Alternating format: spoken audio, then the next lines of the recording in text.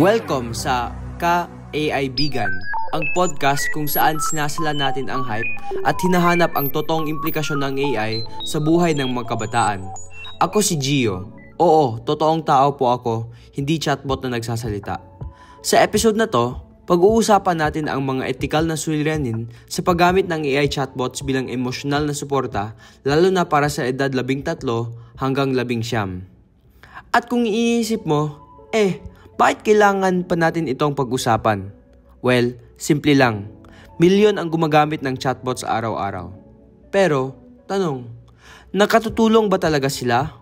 O baka may mga panganib na hindi napapansin? Diyan iikot ang buong episode. Ang thesis ng episode, kailangan ng kritikal na pag-iisip sa paggamit ng AI chatbots dahil kahit nakakatulong sila, ang labis na pag-asa ay may kaakibat na privacy risks, bias, misinformation, at emotional dependency. So, breakdown tayo, privacy muna, tapos cognitive effects, then ethical misuse. Parang final week, pero mas masaya at may sound effects. Unang konsepto, privacy at algorithmic bias. Ayon kay Stewart, malaking issue sa AI systems ang kakulangan sa transparency. Ibig sabihin, hindi mo alam kung ano ang kinokolekta nilang data, paano ito ginagamit, at sino ang nakakakita nito. Hindi yan parang di babasahin ng nanay mo ang GC nyo. Mas malala. Dagdag distal, may posibilidad ng bias sa mga sagot ng AI. So, kung biased ang data, biased ang advice, apektado ang kabataan. Hindi yan therapy pre. That's algorithmic risk. Sunod, konsepto 2, epekto sa pagdedesisyon at kaisipan. Sabi ni Mighty, Kayal at Vuko, ang sobrang pag-asa sa AI tools ay nakababawa sa critical na pag-iisip ng user.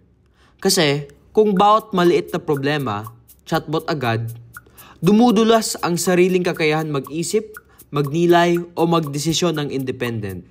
At para sa kabataan, delikado yan. Kasi pwedeng, chatbot, tama ba feelings ko? Chatbot, mali ba ako dito? Chatbot, paano ba mag-move on? Kung AI lagi ang nagbibigay ng sagot, paano magkakaroon ng personal at emosyonal na paglago? Hindi siya pwede maging kapalit sa tunay na pagproseso ng emosyon. Konsepto 3, mapaninlang na paggamit at ethical na hamon. Ito yung bahagi na maraming kabataan ang hindi alam.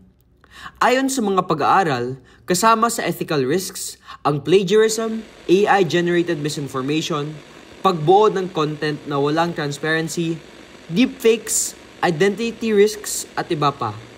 At hindi lang mga gawa sa school ang apektado. Minsan, mismong emotional suporta na ang nagiging automated.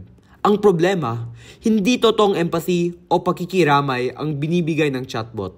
Wala siyang limbic system, wala siyang tunay na damdamin.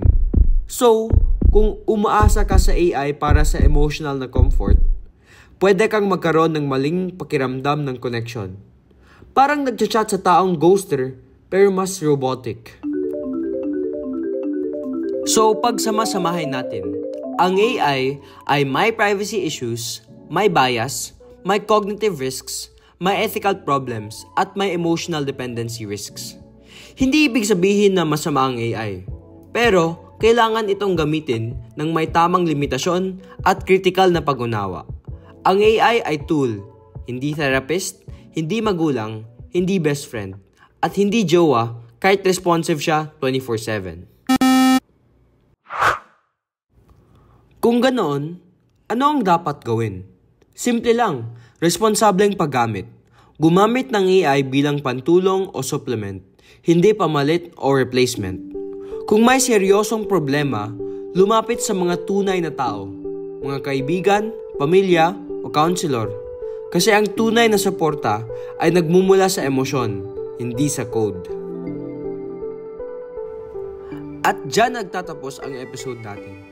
Sana mas malinaw ngayon kung bakit may mga ethical na panganib ang AI chatbots, lalo na para sa kabataan. Ako si Gio at tandaan, sa mundo ng artificial intelligence, piliin pa rin ang tunay na integridad at emotional na koneksyon.